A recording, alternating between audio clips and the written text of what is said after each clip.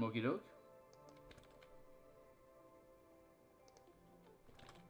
All right, hey folks, we are up and running. Checking my volume here. All right, hey folks, we are up and running. Sounds good. All right, cool. So, hey, my name is Phil Kearney. I create role-playing games. I illustrate them online. I publish them online. I've been focusing my attention on Dungeons & Dragons 5th edition for a number of years now, and we are creating an adventure for the Eberron campaign setting in 5th edition called Crystals and Bards for 7th and 8th level characters. Let's see. What's all the spiel? Shout out to the Eberron community on Reddit. Fun place to be. Excellent information. I just posted I'm live on Twitter, on the X Twitter platform. I'm at Phil Kearney. You can follow me there if you want to get notifications when I'm live in the future. Best way to support the channel, like, subscribe, hit the bell icon to get notifications. We are at episode 225 of Designing This Adventure right now. The full playlist is here. Other stuff that I've produced, the Spelljammer Combat and Exploration book is now published. You can check that there. The Color Mana system is going through updates. You can check that out here. Point Warlocks on DMsGuild here, as well as Pacts and Pages of Ravnica. So, without further ado, we created this book cover back around episode 40. You can catch it here in the full list. We're creating creature tokens and creatures and NPC tokens. So let's see. Yeah, right now we're just doing some general sketching. We've got a timer going. We're just gonna throw down some. We're just gonna throw down some line art sketches for now. And as we finish the set of sketches that we're working on here, I'm gonna just throw locks on those real quick to indicate that they have been taken care of. But we still have 1, 2, 3, 4, 5, 6 tokens here to finish for the underground lab that we've been making the maps for. So now we can continue forward with that. Let's see. So yeah, once I get done with all these sketches, we'll go back through. We'll refine all the artwork. We'll refine the line art, and then we'll add in color. Just going through the numbers and sequences. So let's see. We're working on Karnath Mercenaries, and we're going with studded leather. So let's drop this down to the right size here.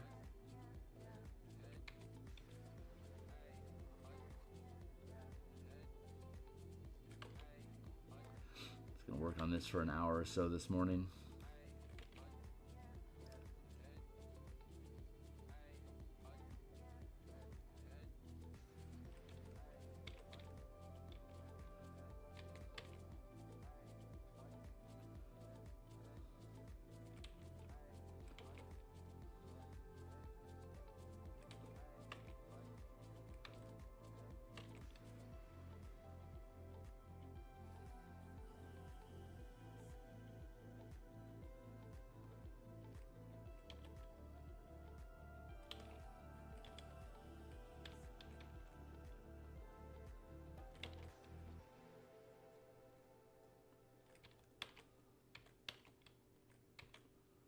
I'm actually gonna go with studded leather for the general guards.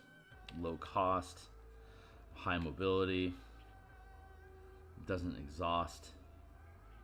Important factors when dealing with undead.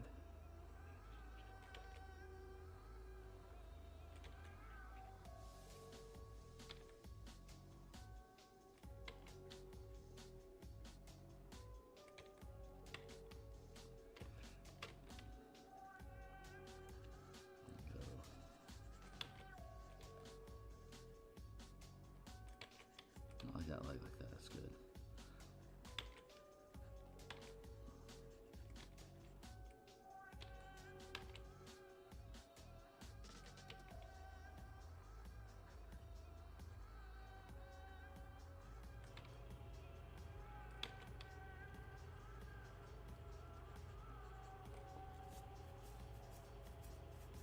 Yeah, that's pretty good. We'll leave that like that, and we'll lock that down. We're just gonna keep sketching through.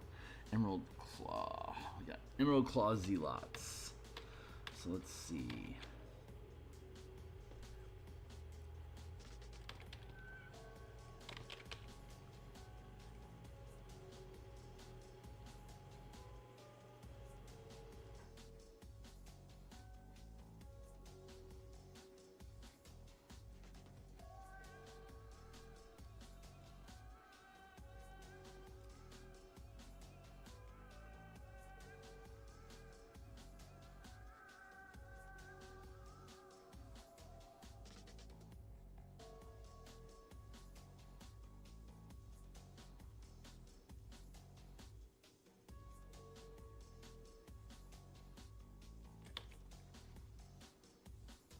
these guys are going to use a mix of chain plate, like effectively breastplate.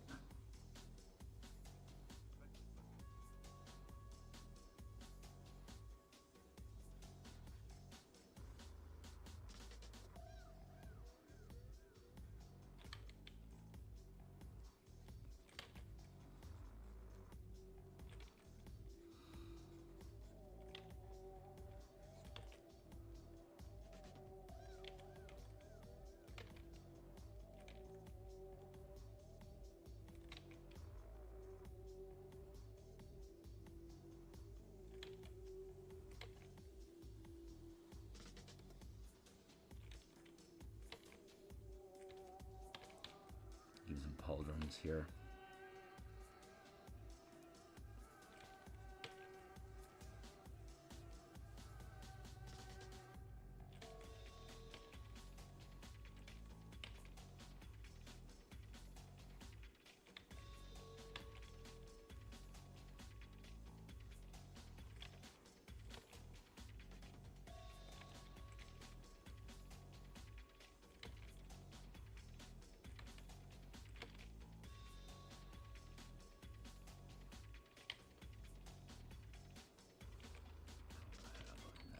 Thank you, Timely Timer.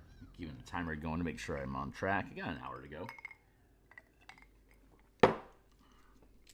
Hour this morning, no problem.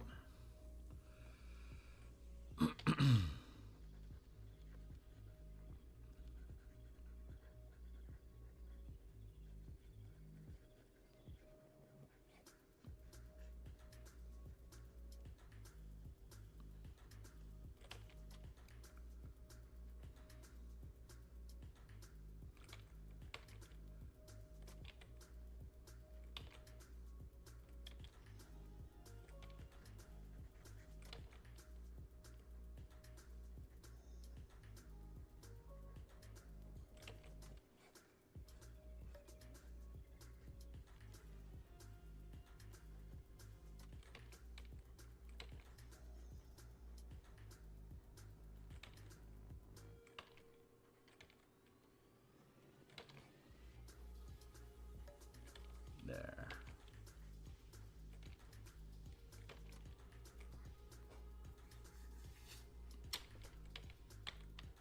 I like the posture. That feels good.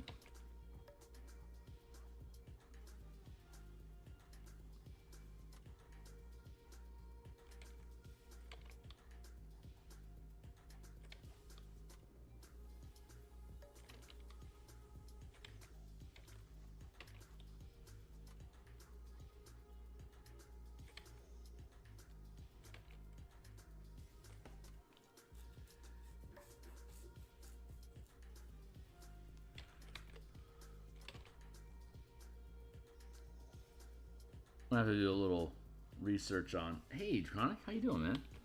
I'm gonna have to do some time seeing if I can get more information about Karnath-based armor to see if there's before I dive into Emerald Claw specifically here to see if there's any kind of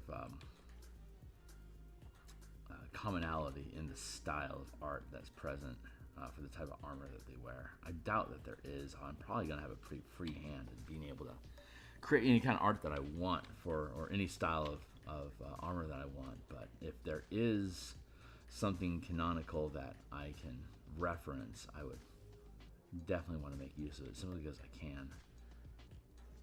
Hey, live and direct with Dungeons and Chronics.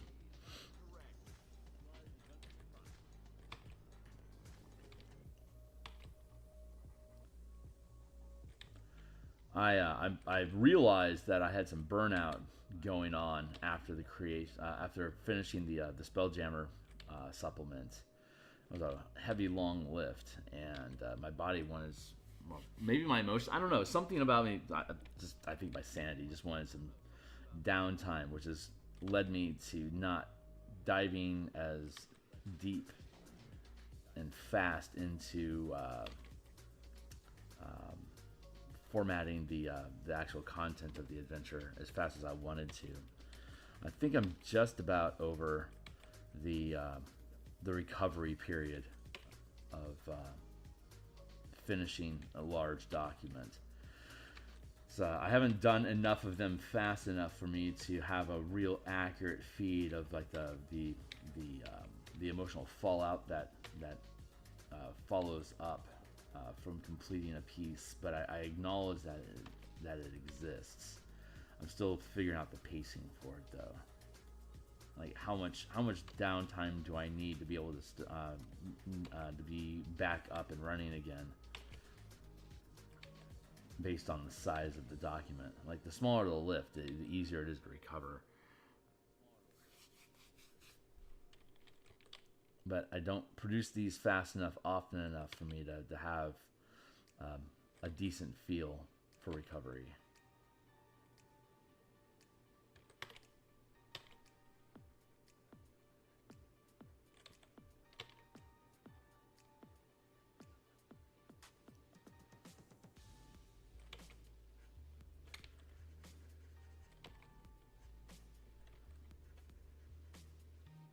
Sward.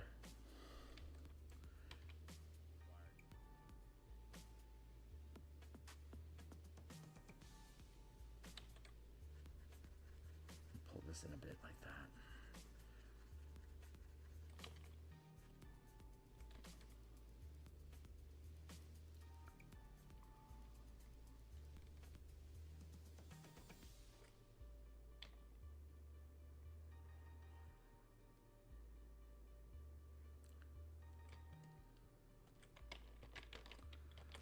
There, pull that in.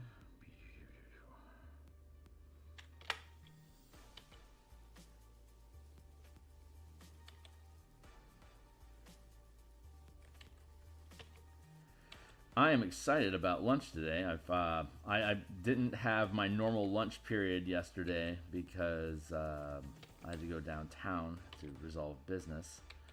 But I should be back online for my normal lunch shift. Let's see. Got a 2 o'clock thing happening I have to pay attention to.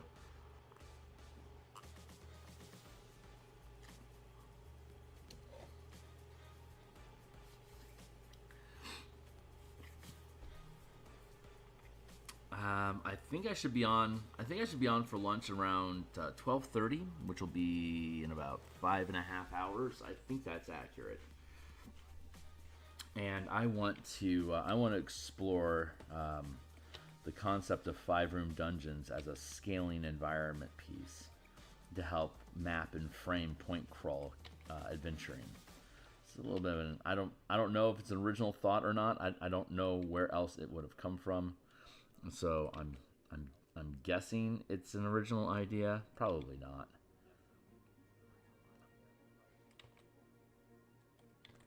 But we have the Rubble Belt hex crawl type campaign that's officially starting. The first session is this Saturday, and so I've pretty much locked down a means of being able to depict and lightly map large environments pretty quickly. And so I wanted to share that process at lunch today. So that's what I've got on plate. So anyone that's been interested in the development of the random system that anyone that's interested in the random system I've been developing is the way I should be saying that. Definitely swing by and check out the lunch stream today in about 5.5 hours. It's 7 o'clock here in Seattle, so it'll be about 12:30 my time. I think that's gonna line up.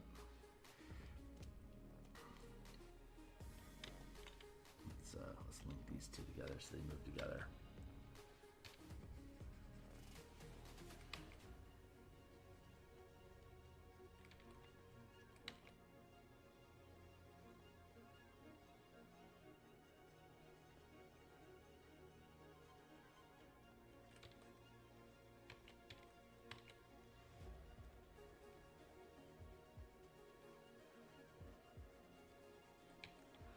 Feels pretty good.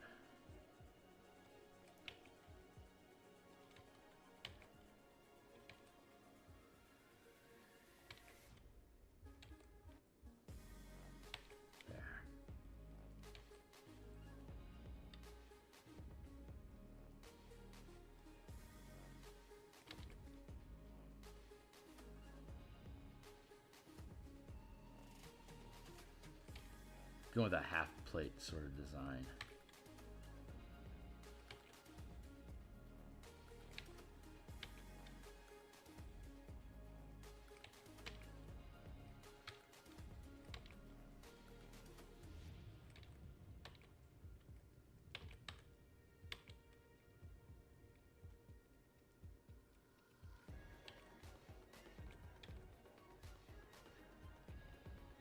Yeah, it feels pretty good. My coffee pot says, I know, buddy. You got coffee you want me to drink? I get it. My Warlock patron of caffeine demanding tribute. So let's serve the beast. Servitude established.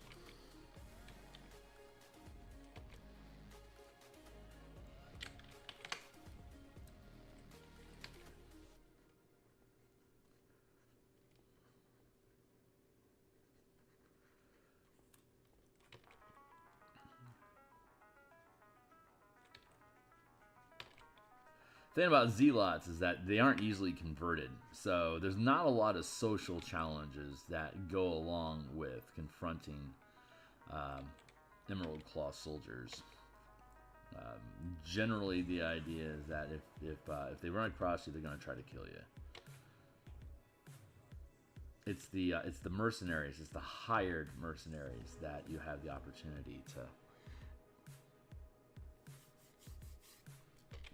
influence with conversation, because they're not fanatics. They're like, this is just a paid gig. Shit's going sideways.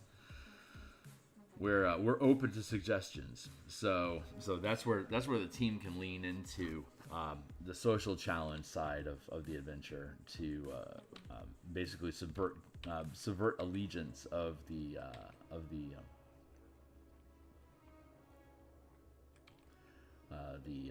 Red Wolf Company is the mercenary guild, and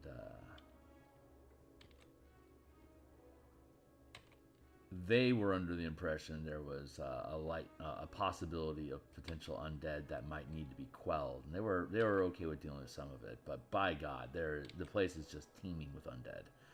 It is way, way, way more than what they thought they were going to deal with, and it is becoming a problem.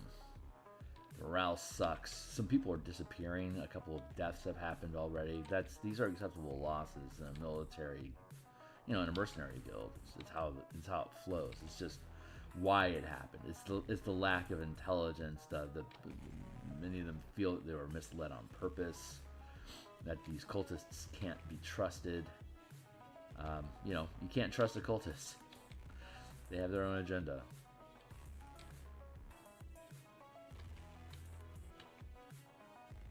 So morale is really, really bad.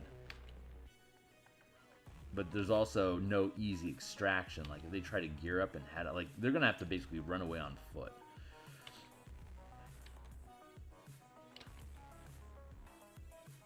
And basically trek across wilderness on their own accord to try to get away from the circumstance, and that's gonna basically get them blacklisted. If they do it, technically, if they do it without the leadership, their Captain Carl is the leader of the mercenaries, and if he's not on board, and if he's not on board with bailing, then basically they're deserting, and it gets them fired, blacklisted, and the Emerald Claw might come after them and kill them. So there's a stack of trouble that is waiting for anyone that just decides to run away. So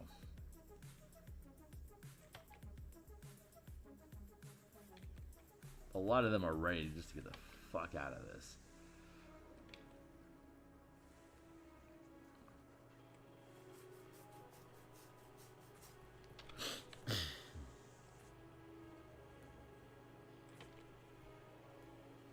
Which creates a lot of opportunity for the team to sow dissent.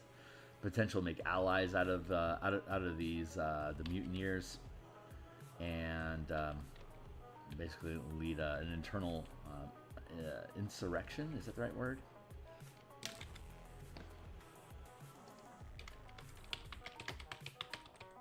Find insurrection. A violent uprising against an authority. There you go. That is a viable path. Like, how do you have how do you resolve conflict with social encounters? By recruiting people to fight for you.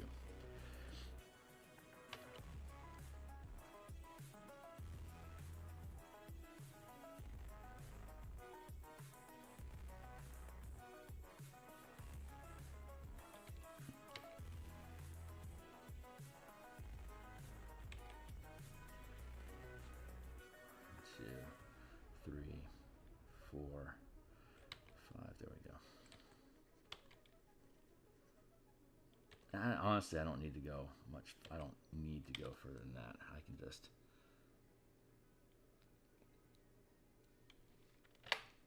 fill out that space a bit more. Looks looking pretty good there.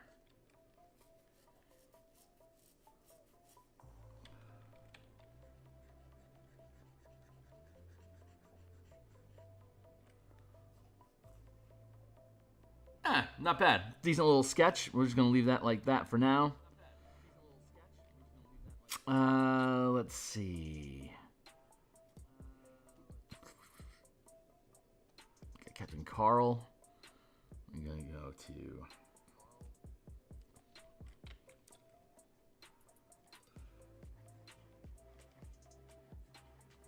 Captain Carl's a more important NPC, so he's going to have a... The more the personality of the character, how to put it, the more you're supposed, the less social the less opportunity for social engagement there is, the more of the body of the token you see. The more you can engage them in conversation, the closer up it gets to their face. That's generally how I format. Like that's my words are escaping me today, man. That's how I do. That's how I do. The closer to them you get, the more likely you are, the more the adventure assumes you're going to engage them in conversation. You don't necessarily need to, of course, you don't have to, and the opportunity might not arise depending on how you run the adventure. But it's structured that, like, Captain Carl is the leader for the Red Wolf mercenaries. So if you're going to get the mercs on your team to help overcome the facility, then you're going to have to get Carl's sign off. Of course, I spell Carl Karrrl. I spell Karen Karrin. I think those are the only two cars that I have in the adventure, but it's Carnath, right? Carnath. So anytime I can integrate car, I'm going to use a Karr effect. I don't know. I just think that's fun. So that's how I do.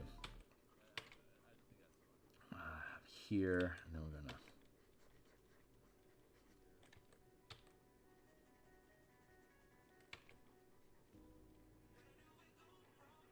Where do we go from here, huh?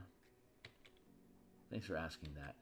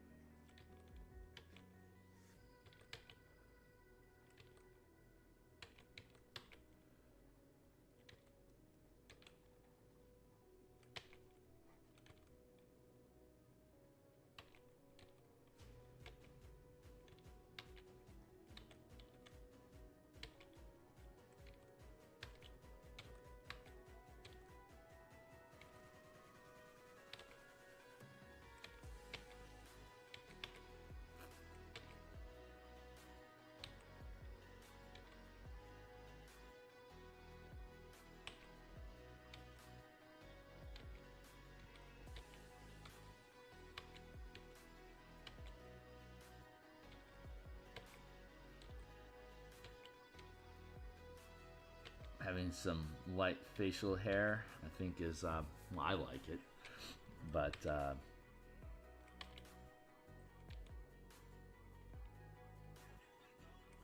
perhaps, I don't know, I like the idea of Carl having some facial hair. I think default, well, considering the tech level overall of Eberron, I don't think assuming that clean shaven can be maintained realistically on the battlefield over a long campaign is it's necessarily going to be easy to achieve. It's you can take a blade and carve down. Like I just use a straight blade to sculpt my own beard.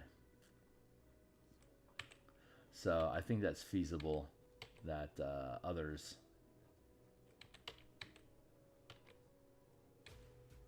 can have a decent dagger and keep their facial hair under control. So I think I'm okay with that conceptually.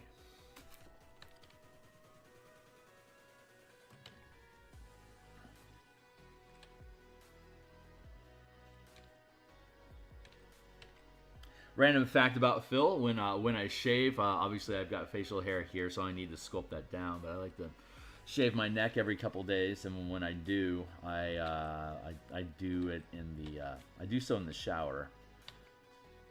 I don't use any shaving cream. I just use the steam from the heat of water. That opens up the pores, and then I just use a naked blade to be able to shave the stuff off. It at this point I've been shaving long enough in my 50 years that I don't actually need water to shave. I can just cut off the stubble. It's rough, but and if the steam opens up the pores, it makes it much easier to shave off cleanly and more efficiently. But the skin has strengthened enough to abrasion that I don't need any soap or mentholated foam to open up the pores. It's just a little bit of steam is all that I need to open that up. So it makes it pretty simple. As I understand it, that's not necessarily very common. So I thought I'd point that out, that you can reduce the amount of product that you have to purchase just by using steam to open up your skin. Don't necessarily assume the ladies would go about that approach, but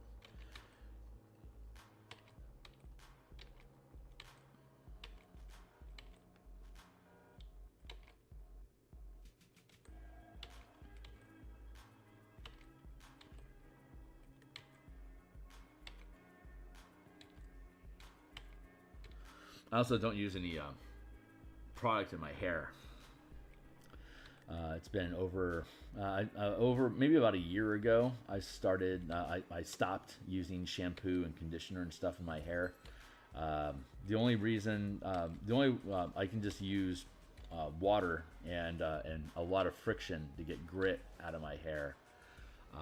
But to keep the oil out, I just take a washcloth and scrub my scalp, because it picks up the oil, and as long as I do my entire head thoroughly, I can distribute the oil from my scalp across my hair. And I was having a receding hairline, and it's actually stopped and reversed. So this used to be a little bit cut further up my scalp, but since I stopped using product, it's actually grown back in a little bit. So I think I now question whether or not shampoos and conditioners actively clog and shut down scalps. That seems counterintuitive, but I also don't trust industries to care about people's health. I guess it's a health and hygiene sort of day here on Phil's stream. Welcome to it. Never know what I'm going to be inspired to talk about. There you go.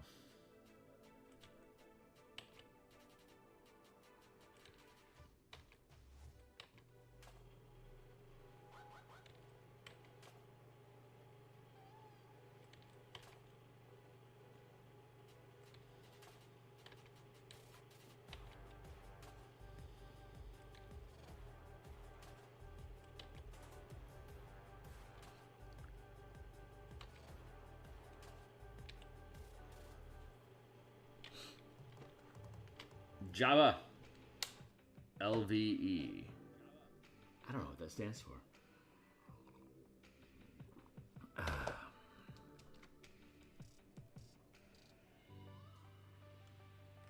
like that curve there, but it's more boxy over here. I think what I need to do is raise this arm up. There. And probably bring this in a bit. I think the problem I have here is it's too large.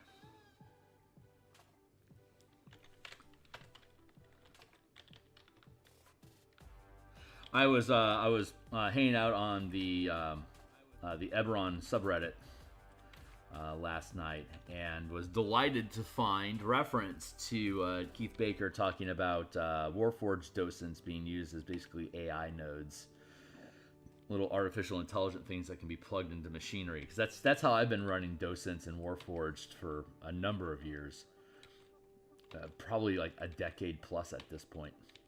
So it was cool seeing that's actually pseudo canon. I love the idea of Warforged not being like being plugged into whatever body it is that they have, like a Warforged soul is inside the docent, and the docent's plugged into whatever body frame it has, typically medium size for practicality, but can just as easily be plugged into a larger construct, a vehicle. That's somewhat how I was inspired to frame the narrative of piloting Spelljammer ships, that basically the chair allows living creatures to plug into machinery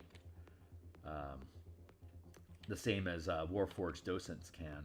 Kind of like Ghost in the Shell, they plug themselves in with wires at the back of the head, and then their perspective shifts to the machinery that they are accessing. That's the same sort of aesthetic. Hey, what's up? I'm about ready to cut it. Fair enough. Fair enough.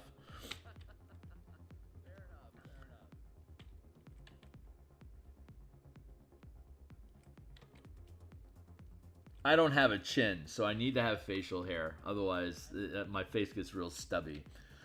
And the long hair helps with the framing. So I wear my hair down almost all the time. I very rarely. The only time I tie it back is when I'm cleaning. Otherwise, I just let it flow. But again, like I said, it helps. I think it helps frame my face. Plus, it's really good hair. I got a lot of it. God bless. So it still looks good. If I were to bald, I guess we'd have to see like how extensive that is. But my grandfathers had a full head of hair well into their 70s, so I don't think I'm gonna have to worry about it for quite some time.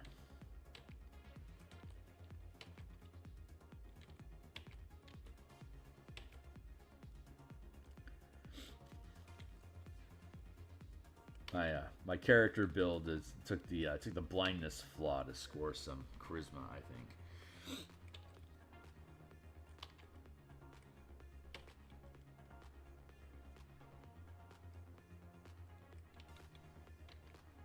Curve here and cut straight.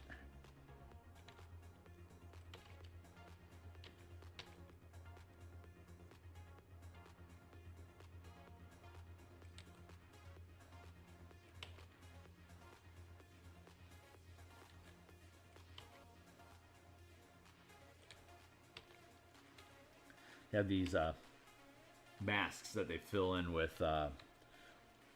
Basically, it's like plague masks to help make sure they don't have to breathe the poisonous mists that are out in the manifest zone on the surface. So they've all got these breathing masks that they can pop over their mouth to help stifle the poison.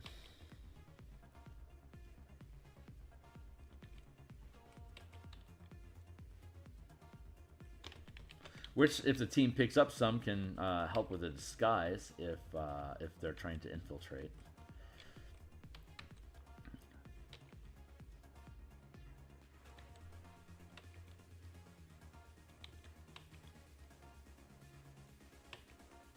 That.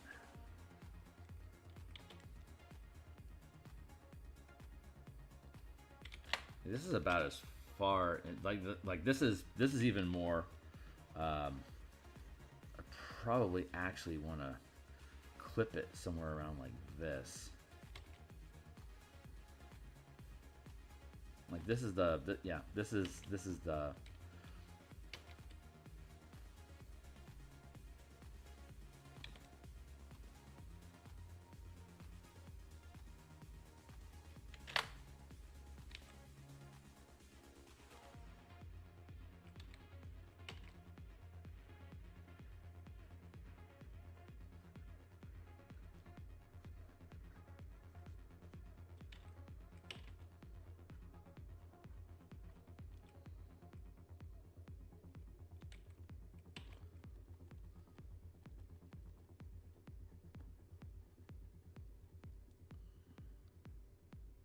Still a rough sketch, but I want to get some character baked in there. I kind of like how this guy sits.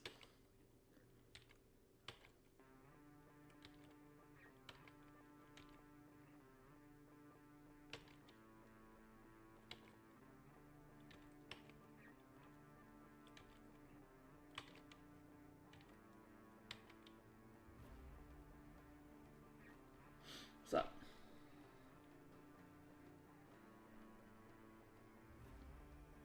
On a storage building. What's going on there?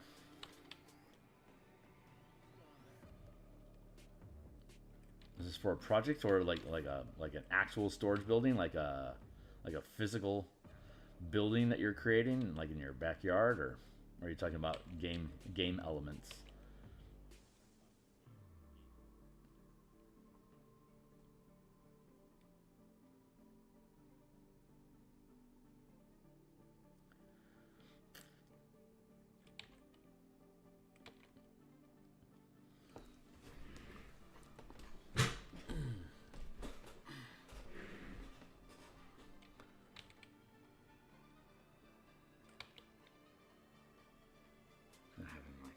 So far, I like that. I think that's pretty good.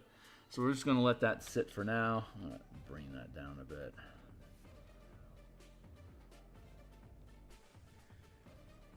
Okay, right on. Not actually building a storage shed.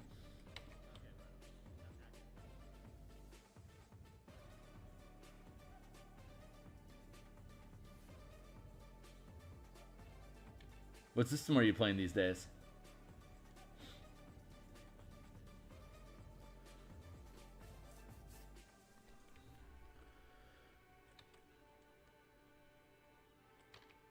Can't assume people are playing 5e, especially these days.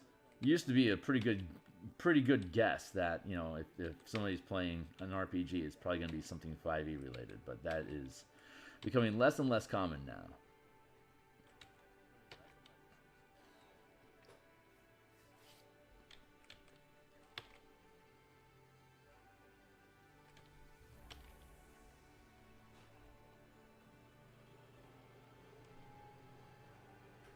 Oh no! I sense sadness.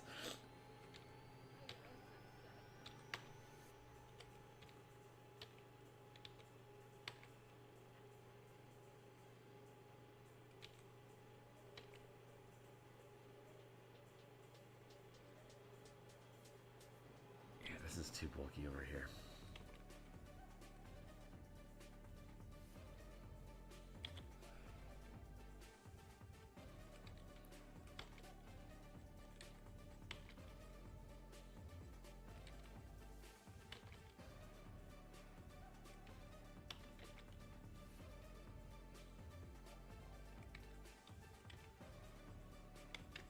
Yeah, good enough for now. Carl's looking good. Captain Carl. How are we doing on time? 7:20? Cool.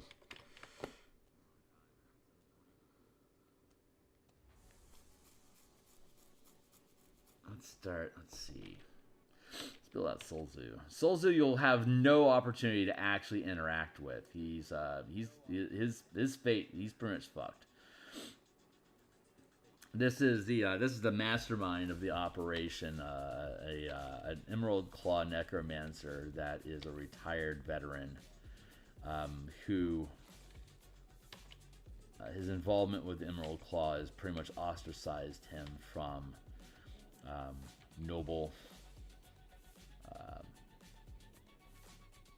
the noble social sphere. So he had thought that he would gain influence and political power by being a successful war strategist. But his dedication to the now declining popularity of his cult's religion is causing him to become ostracized in common public. It's no longer vogue to be part of the Emerald Claw, or Bloodevil zealots, as it were. As Karnath moves into a more civil religion of the sovereign hosts, his dedication to the Bloodevil is now makes him a social outcast. So he's not handling that transition very well. So he wants to establish criminal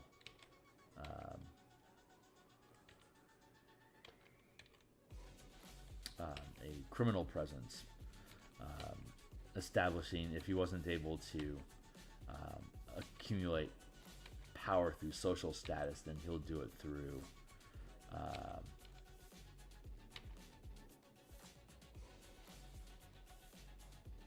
what's the words I'm looking for?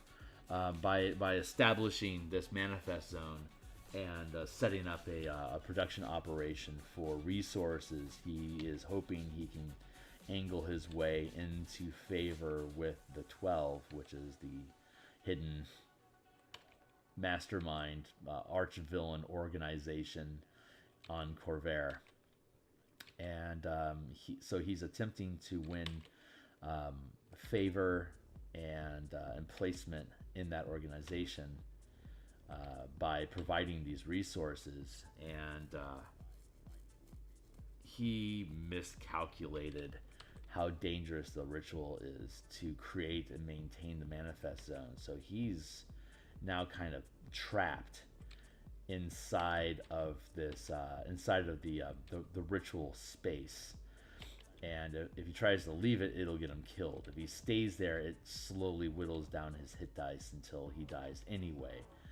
And he's aware that there's a problem, and his hopes is you can sacrifice other people so that their hit dice can be taken instead of your own during the ritual, but you need assistance to feed the ritual, because you can't leave it without it detonating on you. So his Karen, who's a bitch, and the Houndsman, who's a simp to Karen, are basically who he has to rely on feeding extra hit dice into the ritual while he attempts to sustain the manifest zone, and it is very much killing him. He can't do anything about it.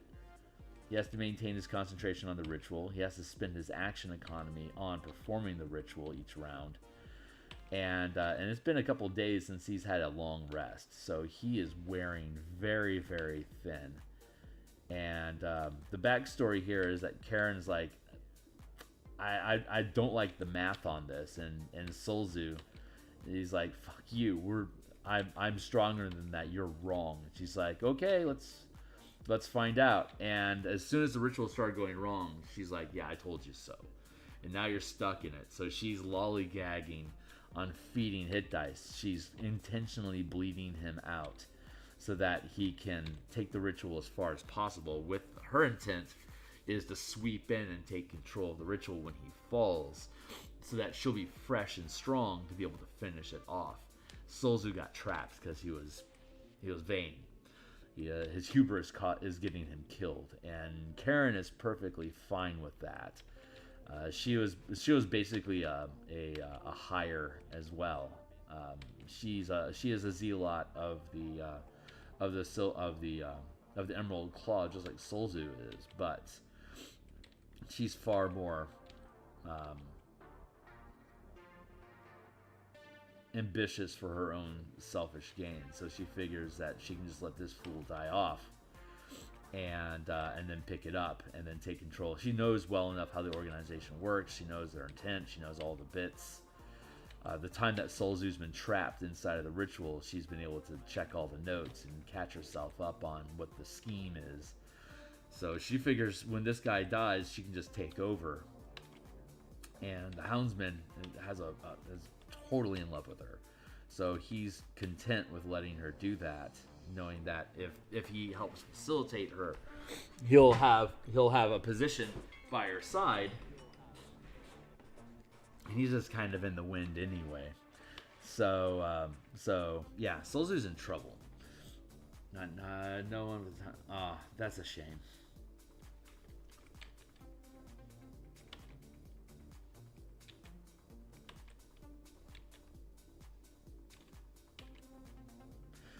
I've been DMing on. I haven't had an in-person game in.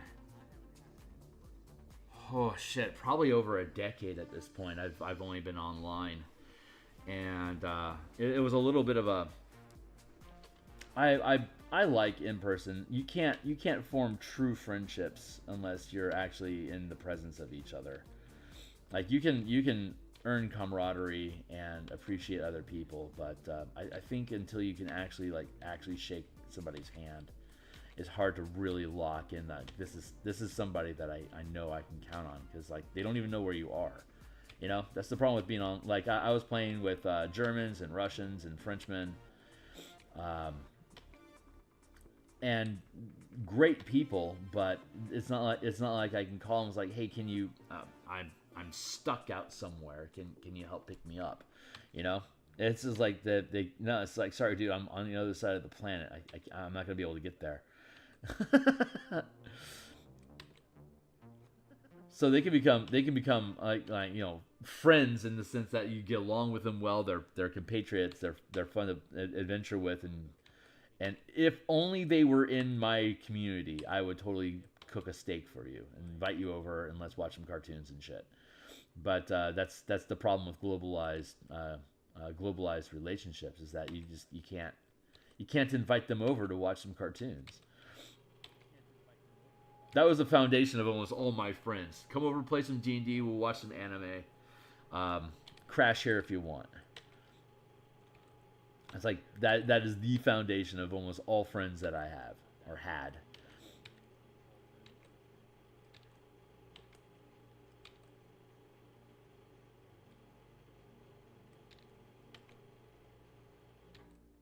So I am facing the same problem that many men in Western society faces, is that I am overly isolated with not enough of a safety net.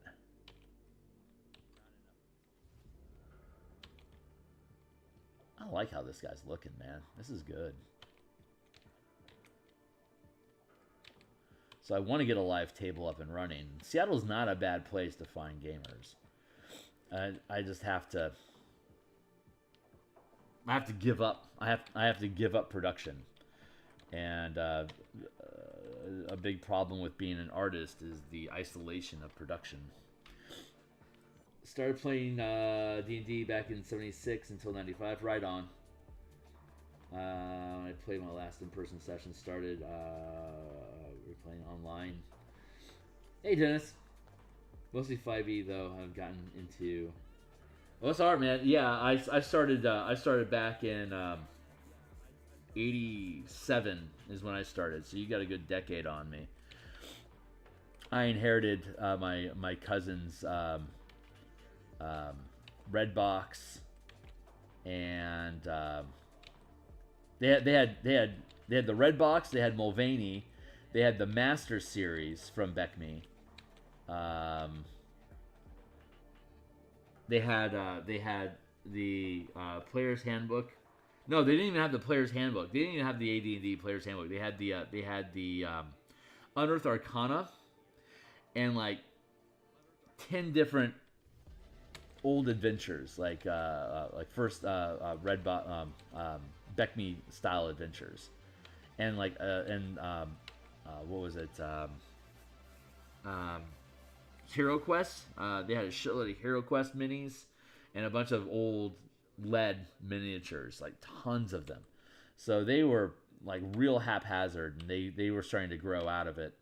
And I was 12, so I inherited all of their D&D stuff from my cousins, and that just launched me into it. And I had just started doing mowing lawns for like $5 a lawn. So I was able to accumulate enough. Like back in the 80s, it was like $12 for like the Dungeoneer Survival Guide, and like Oriental Adventures, Wilderness Survival Guide, Manual of the Plains. These were all like $12 that eventually upgraded to like $15. So I could do 3 weekends worth of lawnmower, and then go and buy a book from the bookstore. And by the time I was 16, actually I think it was when I was 14, my parents got me subscriptions to Dragon Magazine, and then Dungeon Magazine I think came out, I want to say 91, was it? That Dragon Magazine started getting Dungeon Magazine started to publish, so I got the first edition of that and stayed with it until basically until I went to college. I couldn't afford it anymore because I was scraping for beer money basically.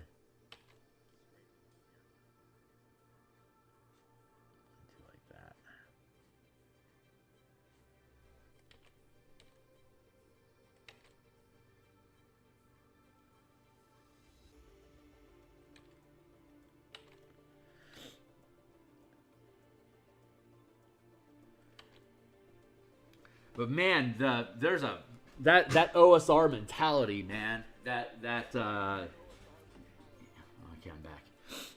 That Dominion style of play, and like you're just hacking and slashing in a dungeon for the first 3 levels, and then once you pick up the expert handbook, or like the expert rules, is like this is why we're going through dungeons. This is why we're accumulating wealth so that we can acquire property and actually have Dominion, or like the Dominion style of play that I talk about a lot. That's all old school Beckme. Absolutely love that style of play. I think it's absolutely critical for running a long campaign to have a goal towards, like by the time you're like 9th to 12th level, that's when you start looking at leadership. Your characters are so powerful that it's like that's when NPCs just naturally get attracted to you. And if you're running a long form campaign, especially if you roll 1 to 20 campaigns, you have to think about, at least I believe, the way that I run games anyway, the Dominion style just naturally evolves into the tapestry of the narrative, I think. It's because your characters are so potent. They just start drawing that sort of attention. 25 pages.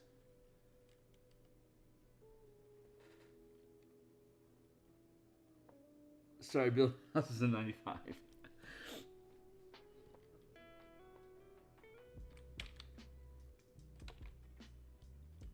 Chronix, how does that make me lucky, my guy? Oh, because I've had the opportunity to actually run with people.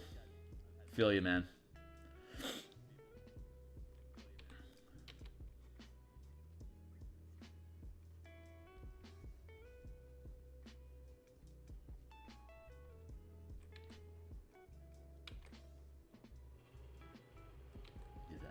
Skull built correctly so he's not so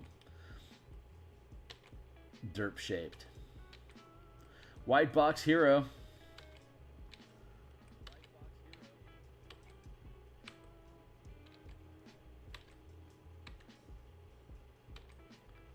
Oh yeah, I was very fortunate. All the tables that I had in college, and and then after I went to college in Missouri, and then moved to Arizona and stuck there for about a decade. And all of the teams that I participated in were always interested in long form games and pushing the system as far as we could take it in levels and extremes to basically push what the system could do. And that really set me up to have a pretty, turns out to have a pretty unique set of experiences of running long form campaigns, being comfortable and learning how to sustain them and how to deal with high level threats, and it's basically how to keep a campaign on its rails so that you could actually punch through from level 1 to 20.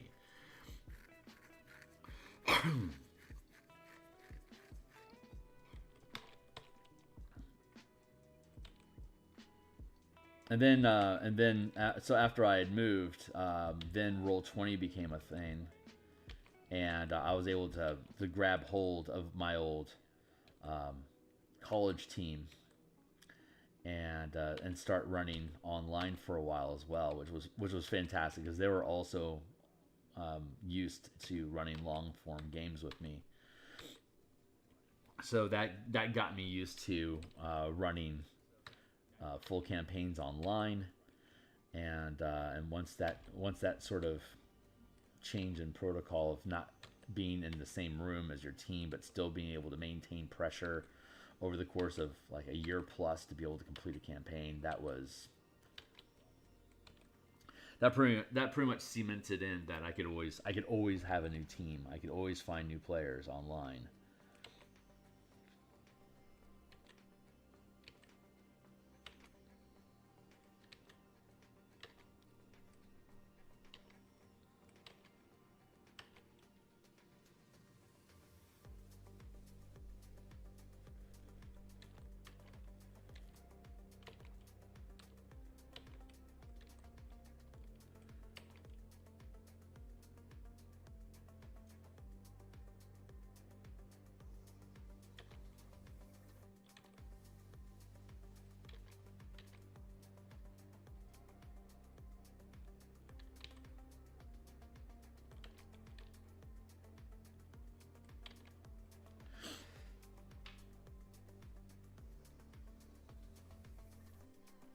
Without that craft without actually playing it. I mean, there is a significant like third edition, like theory crafting character builds from level 1 to 20. That was its own little game at that point. I think Wizards was genius in the way that they restructured multi-classing to allow it. Basically became deck building for characters, right? And that's a very natural evolution of role playing games from a trading card game company like Wizards, right? Like their flagship is Magic the Gathering, which is a deck building game. So what do? They take control of D&D. What do they make it? They make it a deck building game.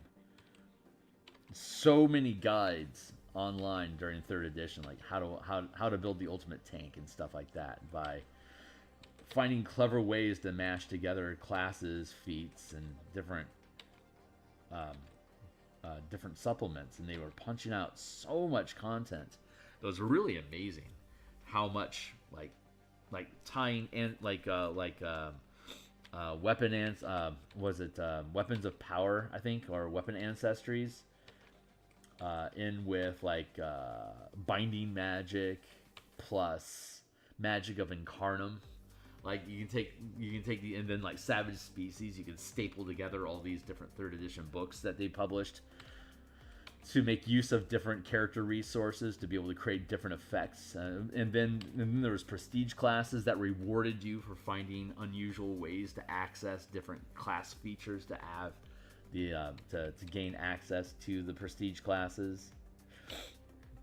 Like you could use you could use binding magic to get access to sneak attack dice without having to take levels in Rogue, for instance. So you could get access to various rogue subclasses that then further progressed your sneak attack dice and your skill expertise progression without actually ever having to take any levels of rogue. You like cheat your way into being a rogue through a rogue prestige class that you gained access to through like character templates, and it was fun. It was a really, really fun way to interact with the game. And then of course, you know, if you actually had the opportunity to play a game like a one-shot, we're gonna do a 12th level one-shot, what kind of a monster can we, you still see that now in 5th edition, what kind of a monster can you pull together, because you're only going to play this character once, and what a great opportunity to play a nightmare amalgamation that you've theory crafted for a while, and you just want to see how it plays. That's how a lot of our 3rd edition games in Arizona would play out. That we would once we got ourselves up to, you know, over the course of 7 years or something, we got ourselves up to we were comfortable playing level 20 plus adventures. And so we'd start at 18th or 21st level or wherever. We'd build characters from scratch and spend 4 hours building out characters, making all the magic items, kitting our characters out to do exactly what they want them to do, and then throw them into a meat grinder to see how long they would last. And then we would learn from that. So we had a team of about 3 to 5 players that were consistently showing up to the table, and after a while, the 3 most consistent of us basically would rotate dungeon mastering. So we all had an opportunity to play out a ridiculous amount of different power characters, and all had opportunities to experience both sides of the screen, how to make those games work, and we learned a lot of like do's and don'ts, like what feels unfair, what's a bunch of bullshit, what are what strategies and solutions tactically and narratively are we falling back on to deal with the type of characters that are being put on the board. And like that didn't feel good, you know, like this feels like railroading. What can we do to resolve that? Just really gauntleted and put ourselves through crucibles of becoming better game masters, and I guess as a result of that, also better players. And that's just been almost everything that was learned in 3E was transferable skills into 5E. And so after running epic levels in 3E, 5E is like, what a cakewalk. Like there's nothing in 5E that can even compare to just the raw power that was in 3E, or, you know, 1st edition Pathfinder is kind of the same way. Like if you can run and maintain a game with those type of numbers, with that type of scaling, then running 5E is actually really, really easy.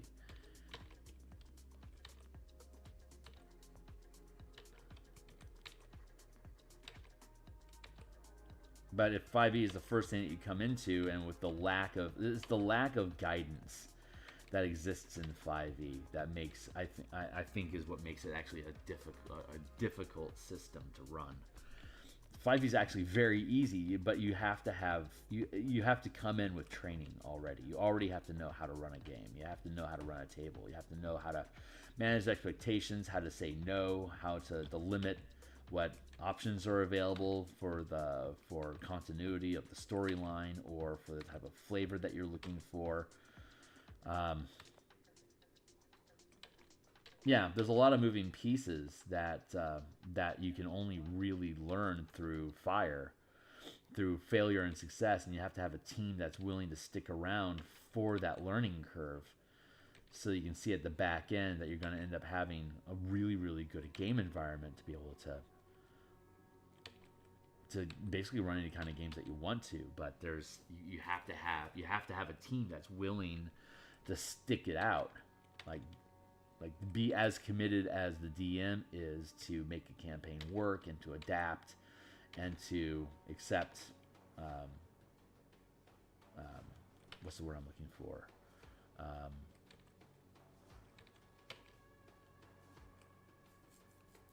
concessions to make concessions to make the game work, to stifle their own list of options that they would normally, like, you can't just say here's the player's handbook, everything and this is good to go. I mean, you can, but those campaigns generally don't last. It's like the player's handbook offers you the breadth of what is possible, not necessarily what you should include in your game. I think the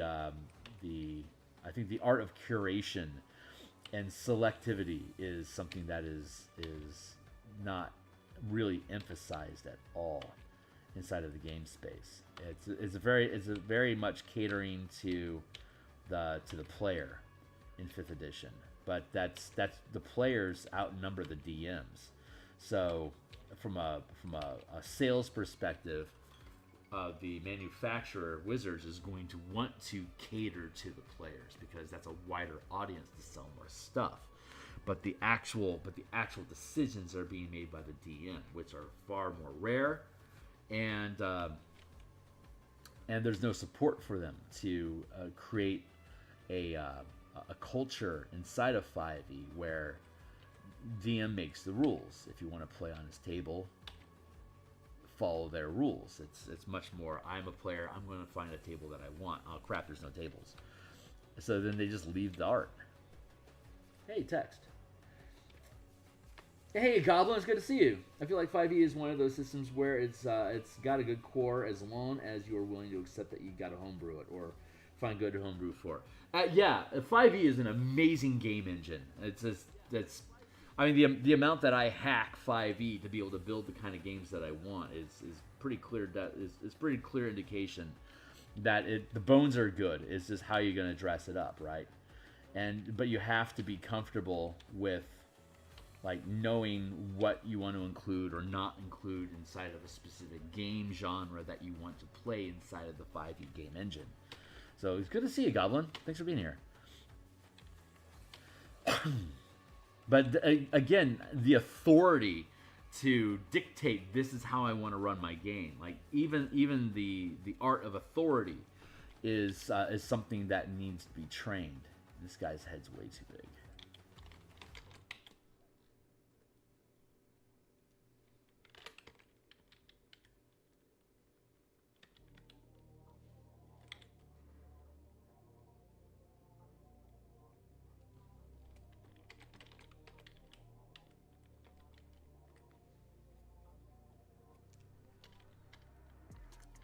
I'm just about out of time this morning.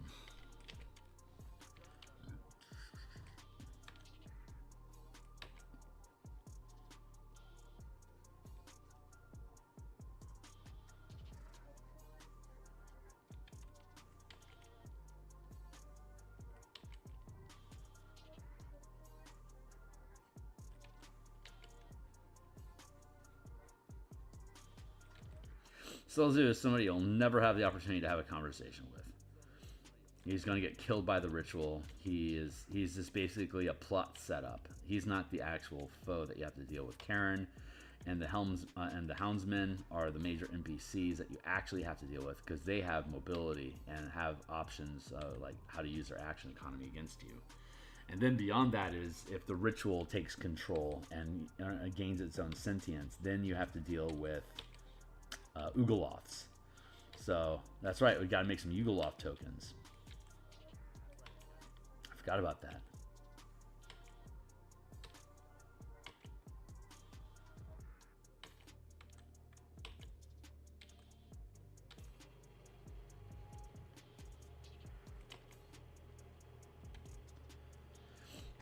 Let me hit save there for now.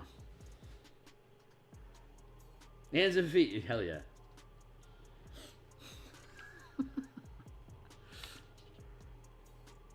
That's the size of his head.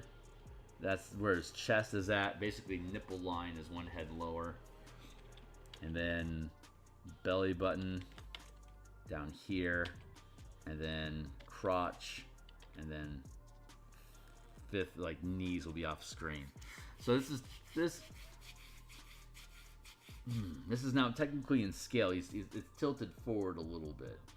So the perspective is leaning into that, and I'm okay with it.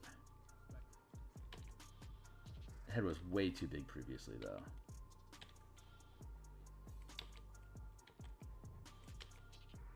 And give him a big coif.